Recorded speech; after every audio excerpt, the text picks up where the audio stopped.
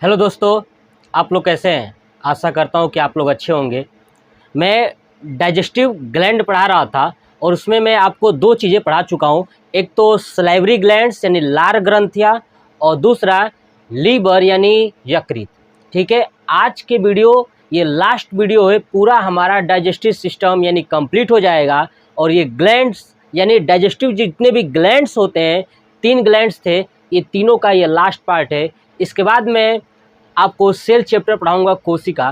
ठीक है, तो चलिए इस चैप्टर में हम लोग पढ़ने वाले हैं पैनक्रियाज यानी अग्नाशय। ध्यान से सुनिए, एक हम लोगों ने पढ़ा था स्टमक जिसको बोलते थे अमाशय, और ये है पैनक्रियाज यानी अग्नाशय। ठीक है, अग्नाशय एक ग्रंथि है। अग्नाशय क्या है? एक ग्रंथि है जिसकी खोज लैंगर हैंस नामक वैज्ञानिक ने किया था। किसने किया था? Langerhans. यानी अग्नाशय की खोज लैंगर हैंस नामक वैज्ञानिक ने किया था। याद रखिएगा, अग्नाशय जो है कि एक हमारे शरीर के अंदर मिक्स्ड ग्लैंड है।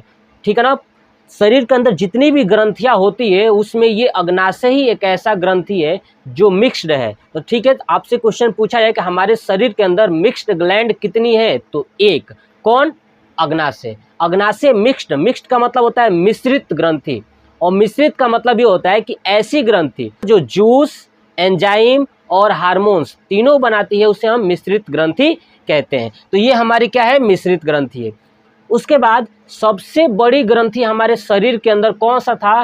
तो लीवर, और सबसे भारी अंग लीवर। लेकिन अब आपसे क्वेश्चन पूछे कि दूसरी सबसे बड़ी ग्रंथि कौन सी है? वो है अग्नाशय। दूसरी सबसे बड़ी ग्रंथि कौन सी है? अग्नाशय। ठीक है, याद रखिएगा कौन सी है? अग्नाशय। जो अग्नाशय है, अग्नाशय का जो वेट होता है ना, भार होता है, लगभग 60 से 90 ग्राम तक होता है। कितना होता है? 60 से 90 ग्राम अग्नाशय का भार होता है। मैंने बोर्ड पे ऑलरेडी जो चीज़ आपको बता रहा हूँ सब मैंने नोट कर दिया है। देखिए, अग्नाशय के अंदर जो है कि 4 प्रकार की सेल होती हैं। अग्नाशय के अंदर कितने प्रकार की सेल होती हैं? 4 प्रकार की। अल्फा, बीटा, डेल्टा और एफ, ये 4 तरह की सेल होती है हमारे अग्नाशय के अंदर। अब अग्नाशय में जो 3 सेल होती हैं, अल्फा, बीटा और डेल्टा, ये तीनों सेल जो है कि हार्मोन्स बनाती है। क्या बनाती हैं? हार्मोन्स। याद रखिएगा, हार्मोन्स। क्या बनाती है? हार्मोन्स। और जो लास्ट वाला एफ सेल है, एफ सेल बनाता है एंजाइम। क्या बनाता है? एंजाइम। अब देखिए, जो हार्मोन्स होता है वो हमारे शरीर को विकास कराता है, ग्रोथ, यानी हमारी लंबाई हो गई, है ना, चौड़ाई हो गया, इन सब का अगर विकास किसी को कराना हो तो वो हार्मोन्स कराता है। लेकिन अगर भोजन का पाचन कराना हो तो एंजाइम कराता है। कौन कराता है? एंजाइम। तो अग्नाशय के अंदर किस प्रकार की सेल एंजाइम का निर्माण करती है? तो एफ सेल। कौन सी सेल? F cell. अब देखिए, हमारे शरीर के अंदर जो एफ सेल है वो 3 तरह की एंजाइम बनाती है। कौन कौन सा? तो एमाइलेज, ट्रिप्सिन और लाइपेज। एमाइलेज, ट्रिप्सिन, लाइपेज, ये 3 तरह की एंजाइम हमारे शरीर के अंदर बनती है। अब एक एक को समझते हैं कि आखिर में एमाइलेज क्या करता है। एमाइलेज जो एंजाइम है, ये हमारे शरीर के अंदर जो भोजन हम लोग कार्बोहाइड्रेट ग्रहण करते हैं, वो कार्बोहाइड्रेट चेंज हो गया होता है ग्लूकोज में। किस में चेंज हुआ रहता है? ग्लूकोज में। और ये एमाइलेज क्या करता है कि उस ग्लूकोज को ग्लाइकोजन में कन्वर्ट कर देता है। किसमें? ग्लाइकोजन में।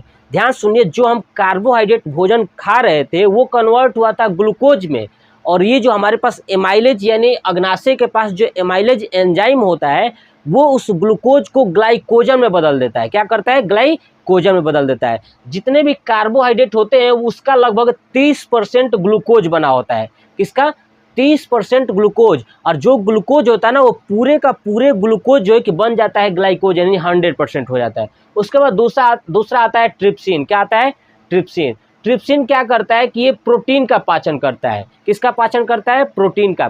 प्रोटीन जब कन्वर्ट हो जाता है पेप्टोन्स में, तो उस पेप्टोन्स को कन्वर्ट कर देता है एमिनो एसिड में। किसमें? एमिनो एसिड में। कौन? ट्रिप्सिन। तो याद रखिएगा, एमाइलेज जो है कि कार्बोहाइड्रेट का पाचन करता है, ग्लूकोज बनता है, ग्लूकोज से ग्लाइकोजन हो जाता है। जो शरीर के अंदर ट्रिप्सिन एंजाइम है, ठीक है, वो किसका पाचन करती है? तो प्रोटीन का। प्रोटीन बनता है पेप्टोन्स में, और पेप्टोन्स कन्वर्ट हो जाते हैं एमिनो एसिड में। अब देखिए, उसके बाद आता है लाइपेज, है ना। लाइपेज किसका पाचन करता है? तो फैट यानी वसा का पाचन करता है। तो वसा जो है कि कन्वर्ट होता है, फैट कन्वर्ट होता है फैटी एसिड में, और फैटी एसिड ग्लिसरीन में कन्वर्ट हो जाता है। तो याद रखिएगा यही चीज़ क्या याद रखना है आपको, फिर से एक बार बताता हूँ कि अग्नाशय के अंदर, ठीक है, 3 तरह की एंजाइम होती हैं, जो तीनों एंजाइम जो है कि एफ सेल में आते हैं। कौन कौन सा एंजाइम? एमाइलेज, ट्रिप्सिन और लाइपेज। एमाइलेज जो है कि कार्बोहाइड्रेट का पाचन करता है, ट्रिप्सिन प्रोटीन का पाचन करता है, लाइपेज फैट यानी वसा का पाचन करता है।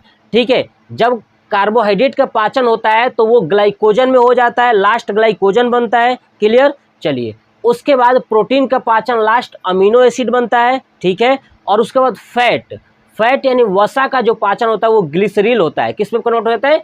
ग्लिसरील में। तो ये था हमारा अग्नाशय। अग्नाशय के अंदर आपको बस इतनी ही चीज़ें याद रखनी है। ठीक है, चलिए, उसके बाद मैं आपको एक बात बता दूं कि जब हमारा भोजन जो है कि मैंने बताया था, भोजन हमारे शरीर के अंदर छोटी आंत में पूर्ण रूप से पाचित हो जाता है ना। तो छोटी आंत का जो पहला वाला भाग है ड्यूडेनम, उस ड्यूडेनम वाले पार्ट में ही भोजन का पूर्ण रूप से पाचन कंप्लीट हो जाता है। ठीक है, याद रखिएगा, ड्यूडेनम वाले पार्ट में ही भोजन का पूर्ण रूप से पाचन कंप्लीट हो जाता है। अब आपको मैं कुछ क्वेश्चन पूछूंगा और आपने अभी तक मेरा पूरा डाइजेस्टिव सिस्टम का वीडियो देखा है तो आपको इस क्वेश्चन का आंसर मिल जाएगा। चलिए, पहला क्वेश्चन, हमारे शरीर के किस भाग में भोजन का पूर्ण रूप से पाचन होता है? ठीक है, दूसरा क्वेश्चन, हमारे शरीर के भोजन का जो पाचन होता है उस भोजन का अवशोषण कौन करता है? छोटी आंत के किस भाग में भोजन का अवशोषण हो जाता है?